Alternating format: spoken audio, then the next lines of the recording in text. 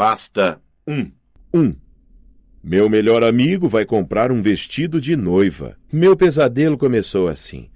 Eu estava numa rua deserta em alguma cidadezinha à beira-mar, no meio da noite. Havia uma tempestade.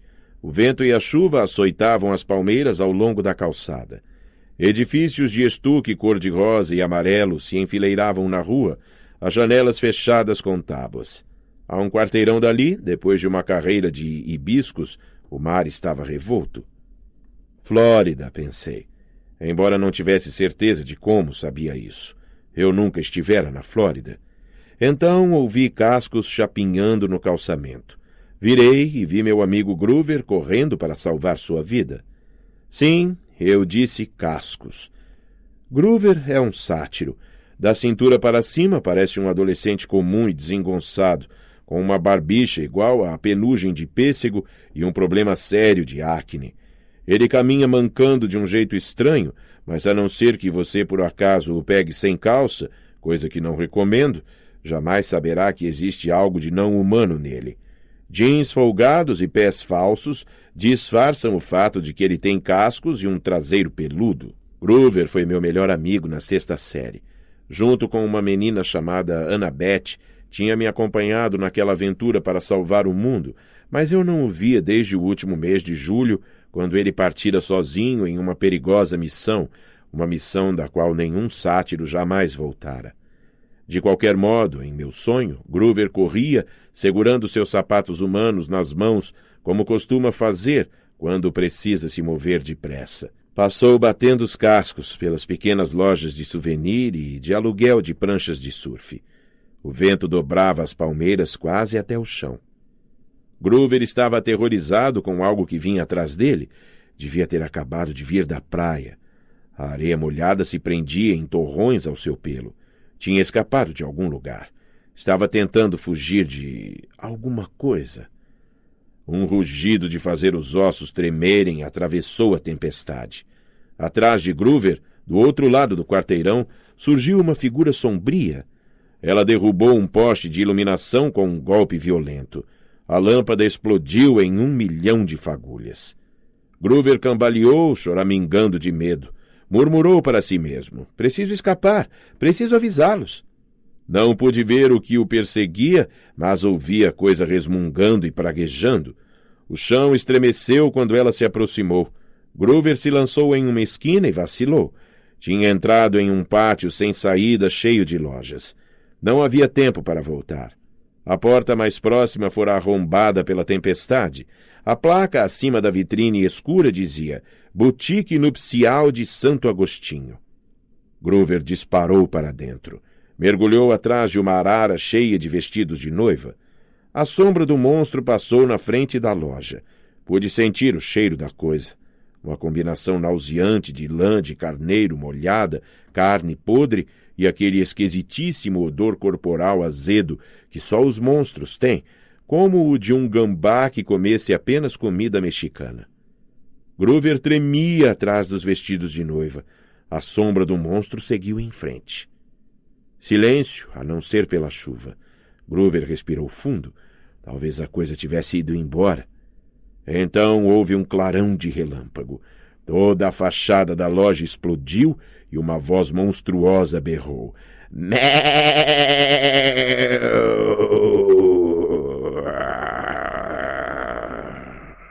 Sentei-me na cama, ereto e tremendo. Não havia tempestade. Não havia monstro. O sol da manhã atravessava a janela do meu quarto. Pensei ter visto uma sombra se movendo rapidamente pelo vidro, uma forma humana, mas então ouvi uma batida na porta do quarto. Minha mãe chamou. Percy, você vai se atrasar. E a sombra na janela desapareceu. Talvez tivesse sido minha imaginação. Uma janela no 5º andar, com uma escada de incêndio velha e instável do lado de fora. Não poderia haver ninguém lá. Venha, querido, minha mãe chamou de novo. É o último dia de aula. Você deve estar empolgado. Está quase no fim. Eu estou indo, consegui dizer. A apalpei embaixo do travesseiro. Meus dedos se fecharam de modo tranquilizador em volta da caneta esferográfica com a qual sempre dormia. Tirei-a de lá e estudei o que estava gravado na lateral em grego antigo. Anaklusmos, contracorrente. Pensei em destampá-la, mas algo me conteve. Eu não usava contracorrente havia tanto tempo. Além disso, minha mãe me fizera prometer que não usaria armas letais no apartamento depois que eu lançara um dardo de mau jeito e atingira seu armário de porcelanas. Pus Anaklusmos sobre a mesa de cabeceira e me arrastei para fora da cama. Eu me vesti o mais depressa que pude. Tentei não pensar no pesadelo, nem em monstros, nem na sombra à minha janela. Preciso escapar. Preciso avisá-los. O que Groover queria dizer? Fiz uma garra de 3 dedos por cima do meu coração e puxei para fora, um antigo gesto que Groover me ensinara certa vez para expulsar o mal. O sonho não podia ter sido real.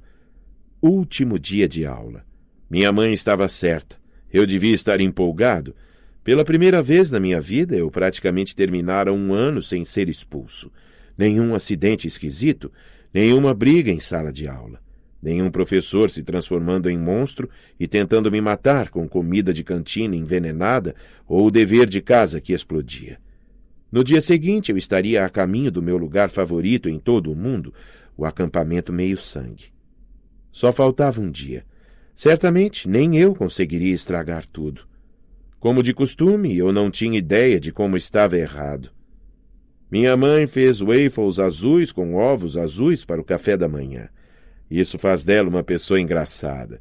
Comemorar ocasiões especiais com comida azul. Acho que é o jeito dela de dizer que tudo é possível. Percy pode terminar a 7ª série. Waffles podem ser azuis. Pequenos milagres assim. Comia à mesa da cozinha enquanto minha mãe lavava a louça. Ela estava usando seu uniforme de trabalho, saia azul estrelada e blusa listrada de vermelho e branco que vestia para vender doces na confeitaria Doce América. Seus cabelos castanhos e compridos estavam presos em um rabo de cavalo. Os waffles estavam uma delícia, mas acho que eu não os devorava como de costume. Minha mãe deu uma olhada e franziu a testa. — Percy, você está bem? — Sim, estou ótimo. Mas ela sempre percebia quando algo me incomodava. Enxugou as mãos e sentou-se na minha frente. — Escola ou... Não precisava completar. Eu sabia o que ela estava perguntando. — Acho que Groover está com problemas, falei e contei a ela o sonho. Ela contraiu os lábios. Não falamos muito sobre a outra parte da minha vida. Tentamos viver do modo mais normal possível, mas minha mãe sabia tudo sobre Groover. — Eu não me preocuparia tanto, querido, disse ela. Groover já é um sátiro crescido. Se houvesse um problema, estou certa de que teríamos notícias do acampamento. Os ombros dela ficaram tensos quando ela falou a palavra acampamento. — O que foi? Perguntei. — Nada, disse ela. — Quer saber? Esta tarde vamos comemorar o fim das aulas. Vou levar você e Tyson para o Rockefeller Center, para aquela loja de skates de que você gosta. Cara, aquilo era tentador. Estamos sempre batalhando por dinheiro.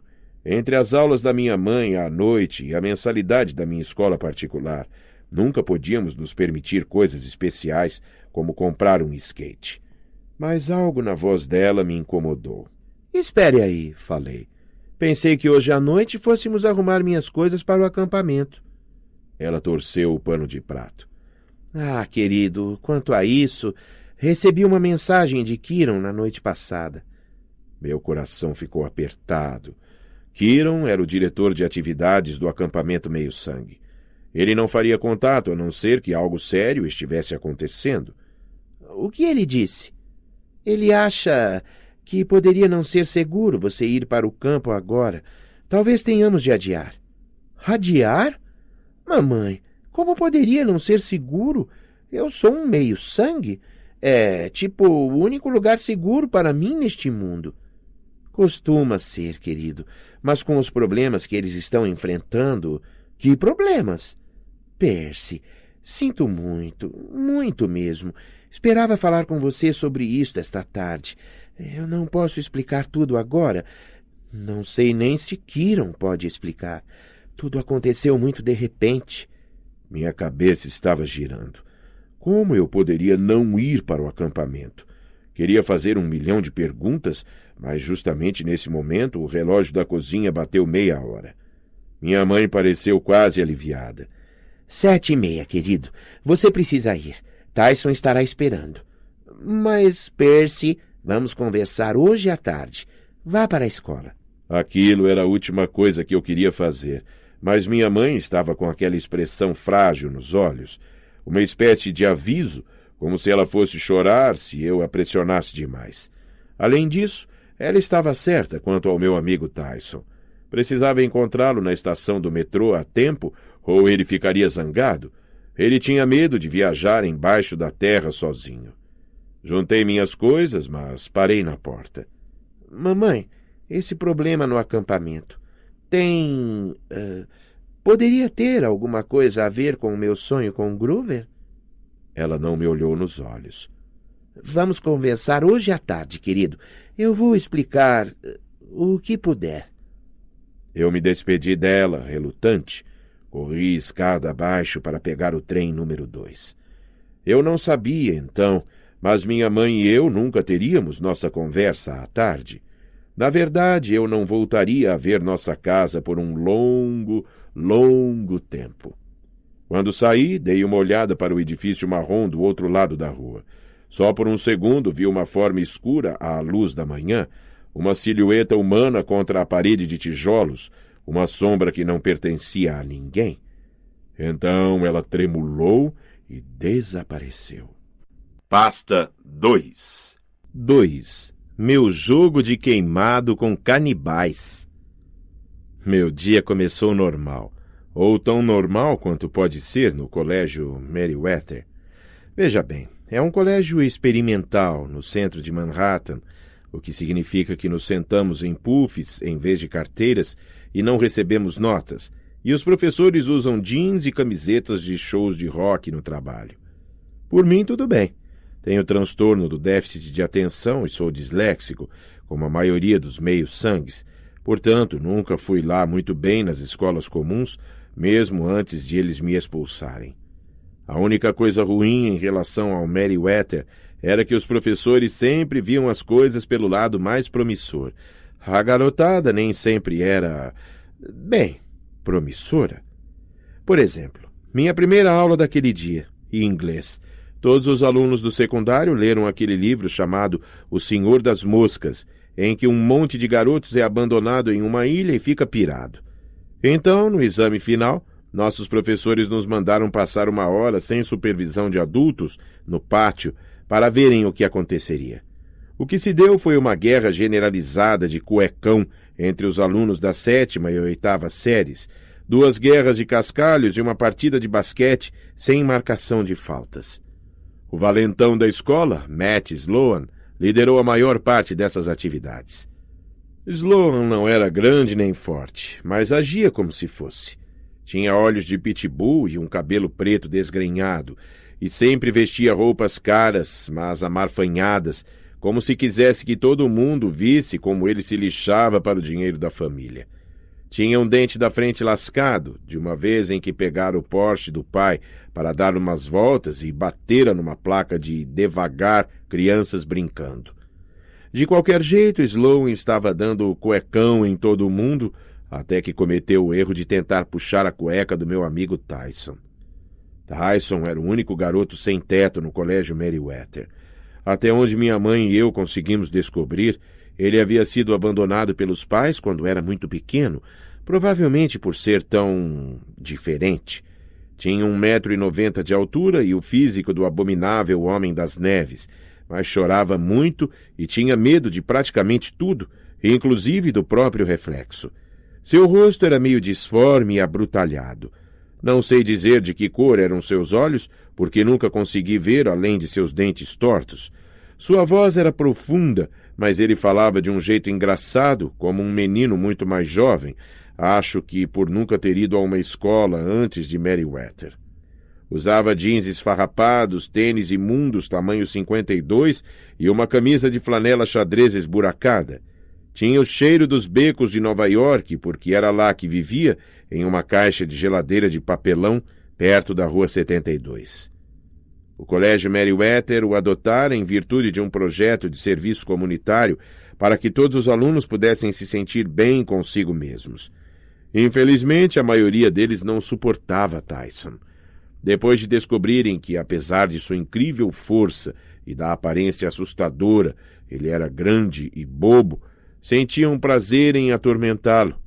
Eu era praticamente seu único amigo, o que significava que ele era o meu único amigo. Minha mãe já reclamara na escola 1 milhão de vezes porque eles não estavam fazendo o bastante para ajudá-lo. Ligou para o serviço social, mas aparentemente nada aconteceu.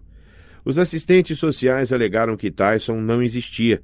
Juraram de pés juntos que tinham visitado o beco que nós descrevemos e não conseguiram encontrá-lo, muito embora eu não entenda como é possível não ver um garoto gigante que mora numa caixa de geladeira. De qualquer modo, Matt Sloan enfiou-se por trás dele e tentou lhe dar um cuecão, e Tyson entrou em pânico. Afastou Sloan com um tapa um pouco forte demais. Sloan saiu voando por 5 metros e ficou enroscado no balanço de pneu das crianças pequenas. — Seu monstrengo! — berrou Sloan. — Por que não volta para sua caixa de papelão? Tyson começou a soluçar. Sentou-se no trepa-trepa com tanta força que entortou a barra e enterrou a cabeça nas mãos. — Retire o que disse, Sloan! — gritei. Sloan só me lançou uma careta de deboche. — O que você tem com isso, Jackson? Você poderia ter amigos se não estivesse sempre tomando as dores daquele monstrengo. Fechei os punhos. Esperava que minha cara não estivesse tão vermelha como me parecia. Ele não é um monstrengo. É só... Tentei pensar na coisa certa a dizer, mas Sloan não ouvia. Ele e seus amigos feios e grandalhões estavam muito ocupados, rindo. Eu me perguntei se era minha imaginação ou se Sloan tinha mais brutamontes em volta dele que de costume. Estava acostumado a vê-lo com 2 ou 3, mas naquele dia ele tinha, mais uma dúzia, e eu tinha certeza absoluta que nunca os vira antes. — Espere só até a aula de educação física, Jackson! — gritou Sloan. — Você já está muito morto! Quando terminou o primeiro tempo, nosso professor de inglês, o Sr. DeMillo, saiu para avaliar a carnificina. Ele declarou que tínhamos entendido o Senhor das Moscas perfeitamente. Todos passamos na matéria dele e jamais íamos nos tornar pessoas violentas. Matt Sloan assentiu, sério, e depois me lançou um sorriso de dente lascado. Tive de prometer que compraria um sanduíche extra de manteiga de amendoim para Tyson no almoço, para ele parar de soluçar. — Eu sou um monstrengo? — ele me perguntou. — Não! — assegurei, rilhando os dentes. — Matt Sloan é que é um monstrengo. Tyson fungou. — Você é um bom amigo. Eu vou sentir saudade de você no ano que vem, se eu não puder... A voz dele tremeu. Percebi que ele não sabia se no ano seguinte seria novamente convidado para o projeto comunitário.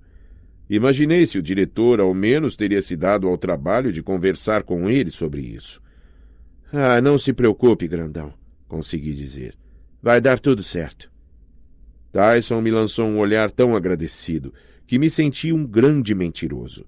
Como podia prometer a um garoto como ele que alguma coisa daria certo? Nossa próxima prova era de ciências. A senhora Tesla nos disse que teríamos de misturar substâncias químicas até conseguir fazer alguma coisa explodir.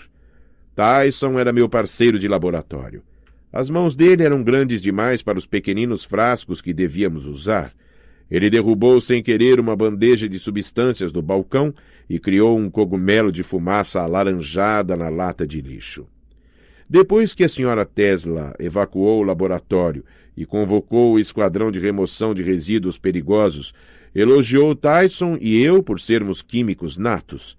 Tínhamos sido os primeiros da história a gabaritar sua prova em menos de 30 segundos. Fiquei contente de amanhã ter passado depressa, pois isso me impediu de pensar demais nos meus problemas. Eu não suportava a ideia de que algo pudesse estar errado no acampamento. Pior ainda, não conseguia afastar a lembrança do pesadelo.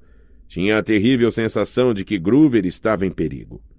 Em estudos sociais, quando estávamos desenhando mapas de latitude e longitude, abri meu caderno e olhei para a foto lá dentro.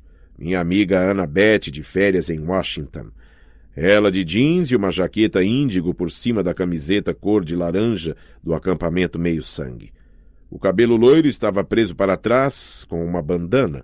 Estava em pé na frente do memorial de Lincoln, com os braços cruzados, parecendo satisfeitíssima consigo mesma, como se ela própria tivesse projetado o lugar. Veja bem, Annabeth quer ser arquiteta quando crescer, por isso está sempre visitando monumentos famosos e coisas do tipo. Ela é esquisita assim mesmo.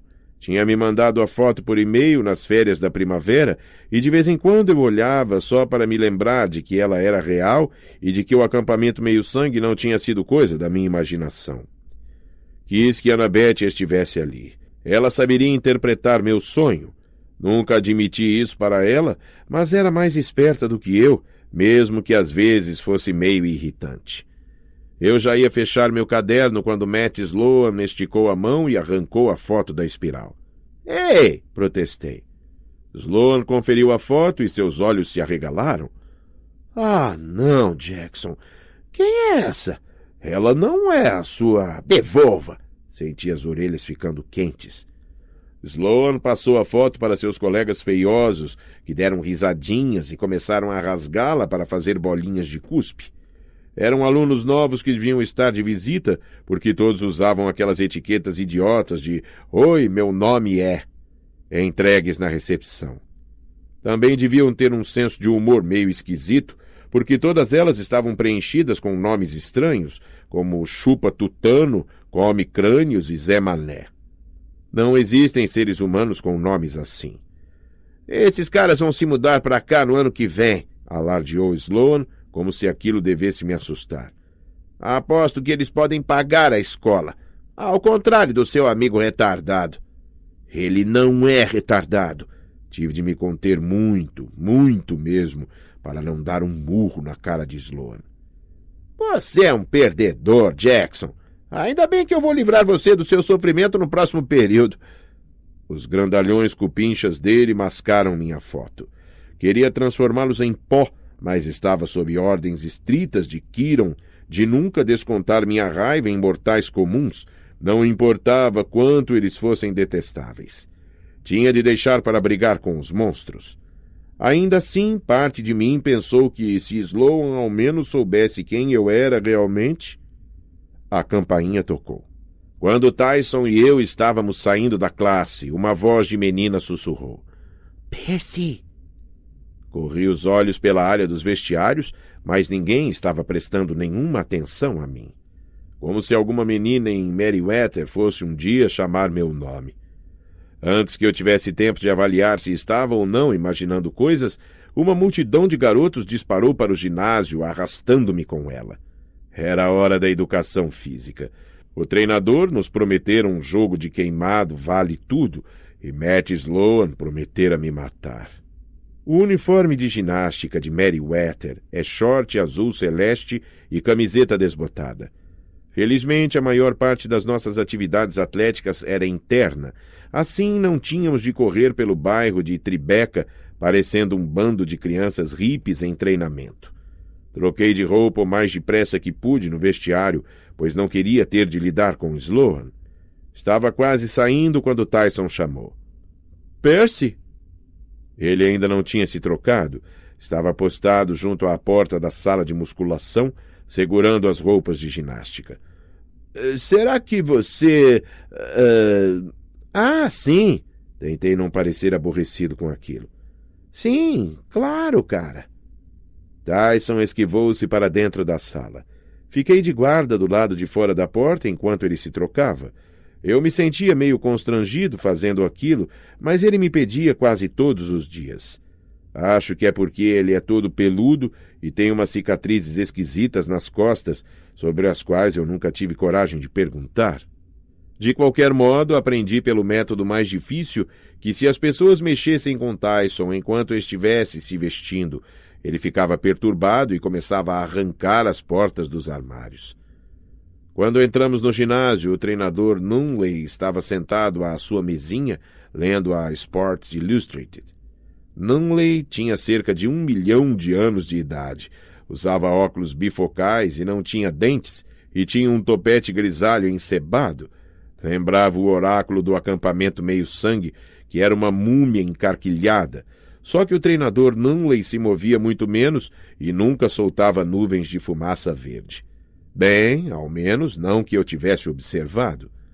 Matt Sloan disse: "Treinador, posso ser o capitão?" "Hã?" O treinador Nunley ergueu os olhos de sua revista. Sim, murmurou. Sloan sorriu e se encarregou da escalação. Ele me nomeou capitão do outro time, mas pouco importava quem eu escolhesse, pois todos os atletas e os garotos mais populares passavam para o lado de Sloan. E também o grupo grande de visitantes. Do meu lado eu tinha Tyson, Corey Byler, o nerd de computadores, Raj Mandali, o fenômeno dos cálculos, e meia dúzia de outros que eram sempre atormentados por Sloan e sua gangue. Normalmente eu me daria bem só com Tyson. Ele sozinho valia por meio time, mas os visitantes do lado de Sloan eram quase tão altos e fortes quanto Tyson, e havia 6 deles. Matt Sloan espalhou um engradado de bolas no meio do ginásio.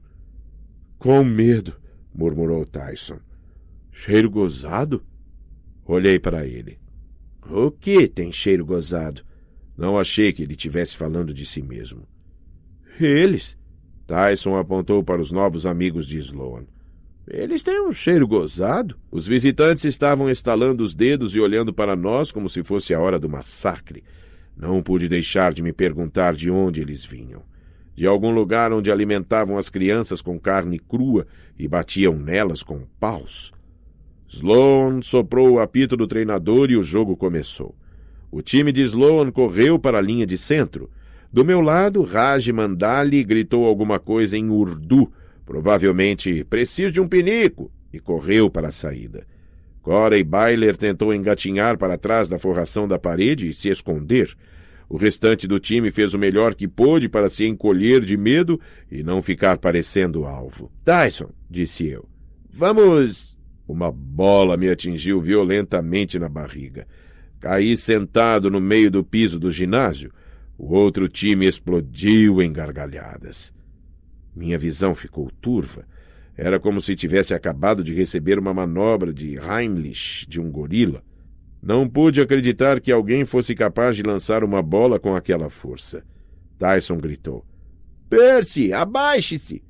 Rolei enquanto outra bola passava zunindo por meu ouvido na velocidade do som. Vum! Ela atingiu a forração da parede e Corey Byler ganiu. "Ei!" gritei para o time de Sloan. "Assim vocês podem matar alguém!" O visitante chamado Zé Mané sorriu para mim de um jeito perverso. De algum modo ele parecia muito maior agora, ainda mais alto que Tyson. Seus bíceps se destacavam embaixo da camiseta. "Assim espero, Perseu Jackson. Assim espero." O modo como ele disse meu nome me deu um frio na espinha. Ninguém me chamava de Perseu, a não ser aqueles que conheciam minha verdadeira identidade. Amigos e inimigos. O que Tyson tinha dito? Eles têm um cheiro gozado. Monstros. Em volta de Matt Sloan, os visitantes estavam ficando maiores. Não eram mais garotos. Eram gigantes de 2,5 metros de altura, com olhos selvagens, dentes pontudos e braços peludos tatuados com cobras, dançarinas havaianas e corações. Matt Sloan deixou cair a bola. "Epa! Vocês não são de Detroit. Quem..." Os outros garotos do time começaram a gritar e a recuar para a saída, mas o gigante chamado Chupla Tutano lançou uma bola com pontaria certeira. Ela passou como um raio por Raj Mandali, quando ele estava quase saindo e atingiu a porta, fechando-a como num passe de mágica. Raj e alguns dos outros garotos a esmurraram desesperados, mas ela não cedeu. Deixe-os ir! Gritei para os gigantes.